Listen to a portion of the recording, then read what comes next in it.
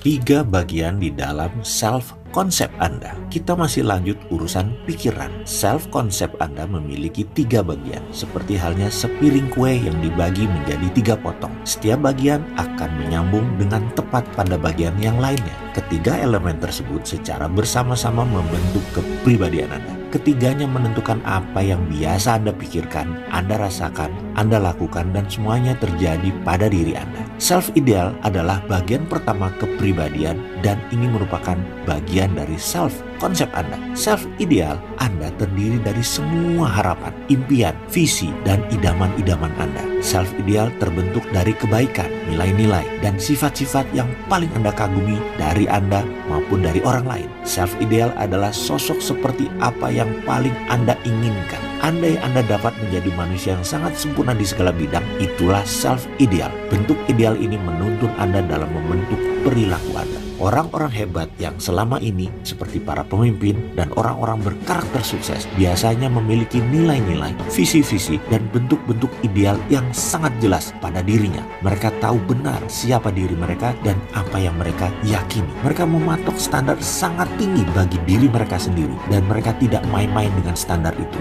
Mereka adalah sejenis orang-orang yang biasa dikagumi dan dijadikan panutan oleh banyak orang. Dalam berinteraksi dengan orang lain, mereka terlihat pasti dan tegas. Apapun yang mereka lakukan, mereka akan selalu berusaha menjadi sangat keras agar dapat tetap menjunjung tinggi nilai-nilai ideal mereka. Pertanyaan berikutnya, sudahkah Anda mengenal self-ideal Anda?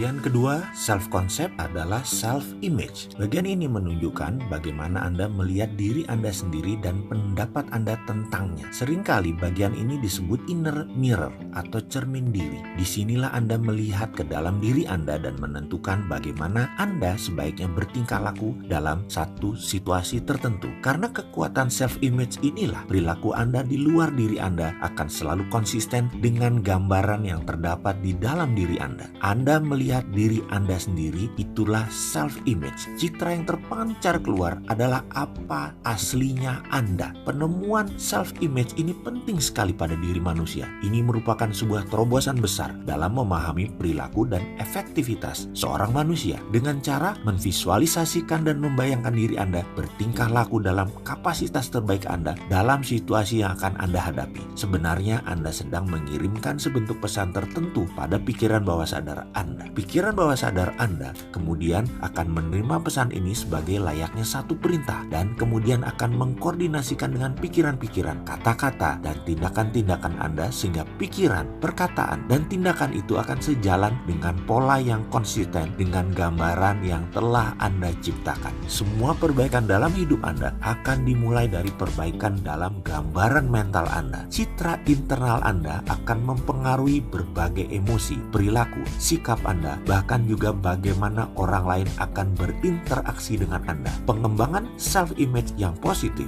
menjadi bagian yang sangat penting dalam mengubah cara berpikir Anda dan kemudian dalam mengubah hidup Anda. Singkat kata, kita meminjam sebuah kata dalam bahasa Inggris prefix, yaitu men-set sesuatu sebelum terjadi dengan kata if. Ini adalah ilustrasi yang akan saya jelaskan bahwa prefix yang salah bisa menjadi batu sandungan Anda dan citra diri Anda. Katakan Anda mengatakan, nanti kalau ternyata dia tidak mau, bagaimana saya harus bersikap? Itu adalah kondisi if yang dilanjutkan dengan hal negatif atau worst case, yaitu dia tidak mau. Tahukah sahabat yang terjadi nantinya? Yang fix adalah orang itu benar-benar tidak mau. Citra diri Anda langsung terbentuk dengan imaginary yang Anda tentukan sendiri. Kenapa tidak dibalik? Prefix positif, dia pasti mau. Selesai masalah. Citra diri Anda langsung pede, bersinar, dan fix nantinya pasti dia mau sama Anda. Dan sekedar mengingatkan, kalau di hati kecil ada yang berkata sesuatu ketika Anda bilang dia pasti mau, lalu ada yang nyeletuk di pikiran kecil, mana mungkin, saya kan orang biasa saja, mana mau dia sama saya. Percaya saya, bubar citra diri pede Anda.